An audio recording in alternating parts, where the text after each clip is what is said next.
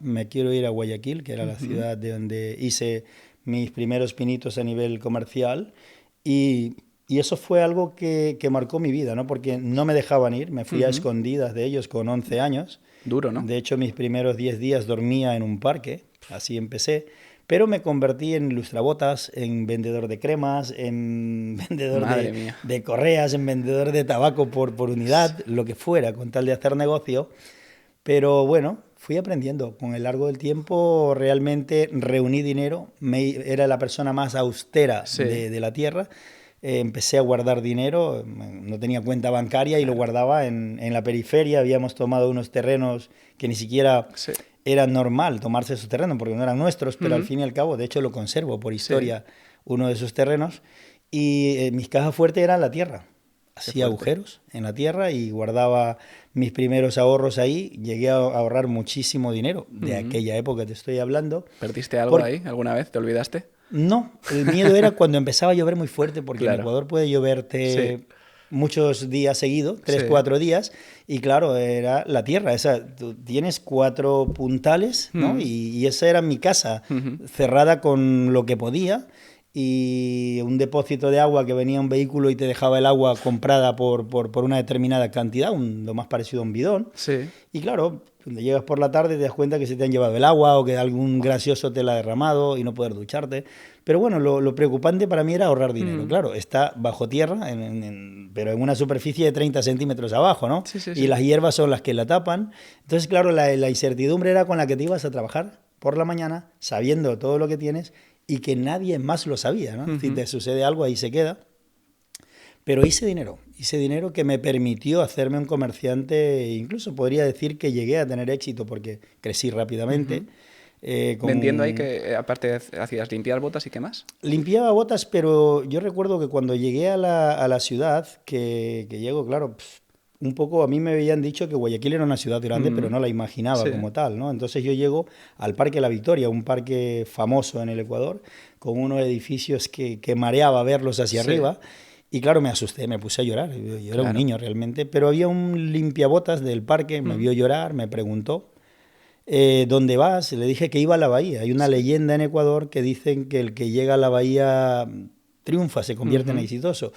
Creo que no es verdad, solo hay uno que yo sepa Bueno, de la historia del Ecuador, pero que ese sueño perseguía yo. claro. Yo tenía ilusión de llegar a la bahía, de convertirme en un comerciante de éxito. Sí. La bahía era una zona comercial, ni más ni menos. Se llama la bahía, pero ahora mismo serán 20.000 comerciantes, en aquella época serían 5.000, Sí.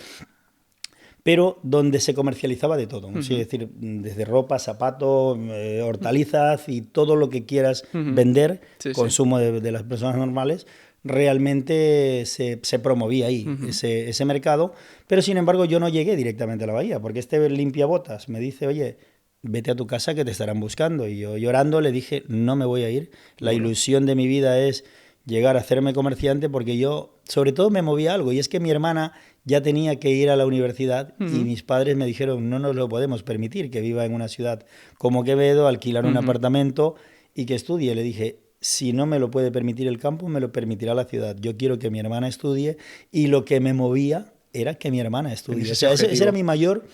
mi mayor reto, ¿no? Al fin y al cabo yo no Sí. buscaba fortuna, yo buscaba tener el suficiente sustento económico que me Para permita que ayudar a mi la hermana familia. haga Mm. la universidad. O sea, ya ves tú que no Mm. era mucho pedir, pero al fin y al cabo lo conseguí. Fue una de Ujú. las cosas más, de la cual más orgullosa me siento, de que ese primer objetivo se Sí. consiguió. Lo que pasa es que, claro, llegas a la ciudad, no había teléfonos móviles, no había Viper, que fue lo primero que salió de Sí. comunicación. Entonces, claro, yo no podía avisar a mis padres, estoy en Guayaquil y estoy bien. Ujú. Entonces, este betunero, que era un hombre al cual posiblemente le debo mi arranque en Guayaquil, me decía, por favor, vete, que te estarán buscando con la policía. Claro. Le digo, no te preocupes, yo me voy a quedar aquí, quiero conocer la Mm. bahía. Y el hombre, aferrado, me dice, mira, hagamos una cosa, quédate conmigo, Ujú. mañana te enseño dónde está la bahía. Y yo pensé que me estaba invitando a ir a su casa, digo, pero me daba cierta confianza Sí. esta persona, y le digo, ok. A las 8 de la tarde saca un cartón, me dice, en este cartón duermes tú y en este duermo yo. Me di cuenta que era un mendigo, pero como yo no estaba acostumbrado a la gran ciudad, obviamente pues todo era nuevo, ¿no? Y Claro. bueno, para mí no era extraordinario dormir en Mm. un cartón, Sí. en el parque si yo dormía en las piedras esperando que pique un pez, Sí. ¿no? Al fin y al cabo, para mí era lo más normal.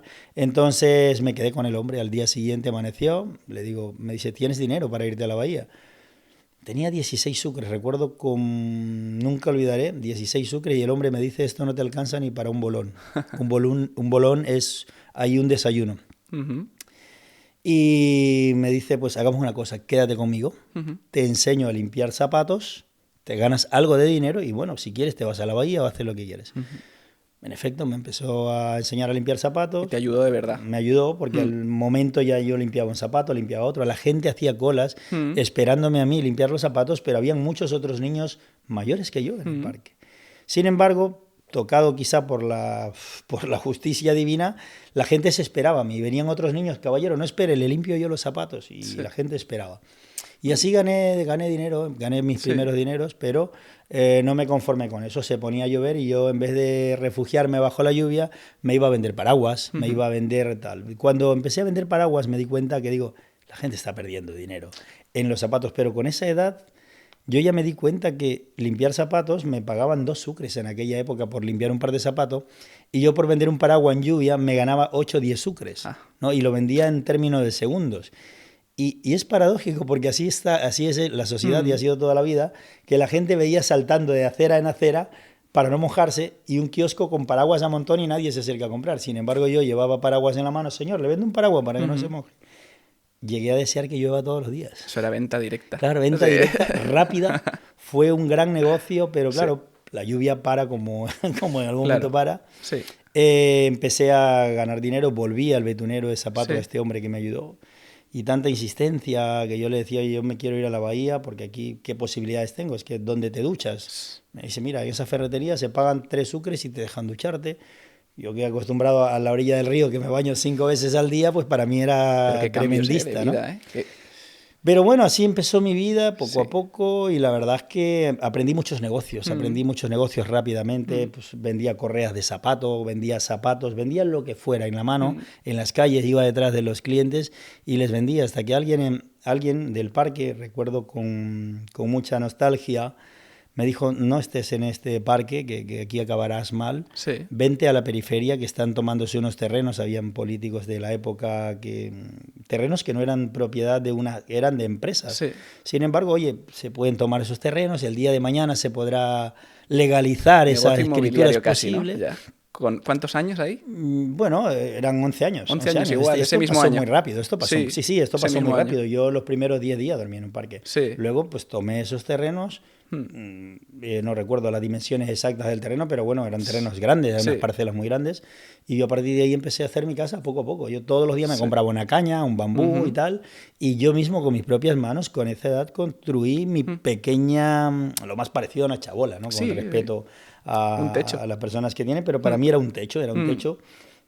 Con orgullo lo mantuve durante bastante tiempo y lo fui perfeccionando. Sí.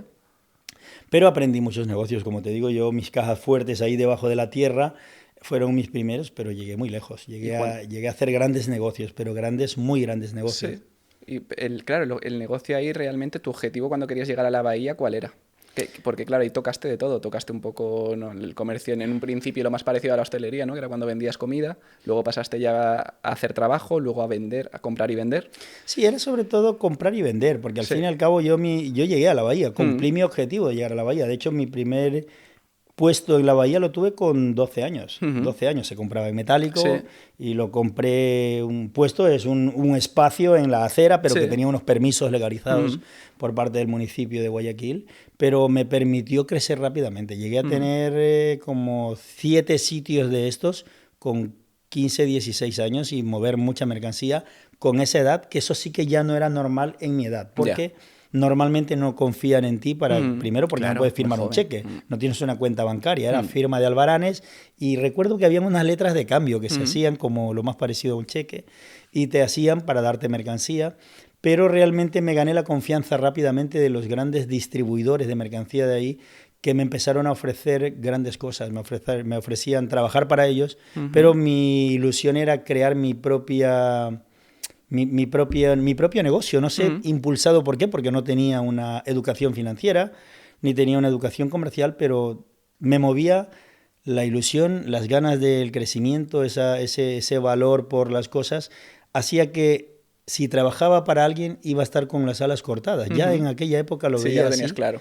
Y eso me permitió, ya te digo, aferrarme a esto. Conocí gente muy, muy fuerte a nivel de la distribución que con 17 años, por cosas de la vida, por golpes de suerte, ahí no me voy a extender, pero llegué a boxear en el ¿Ah, Ecuador, sí? llegué a boxear casi a semiprofesional.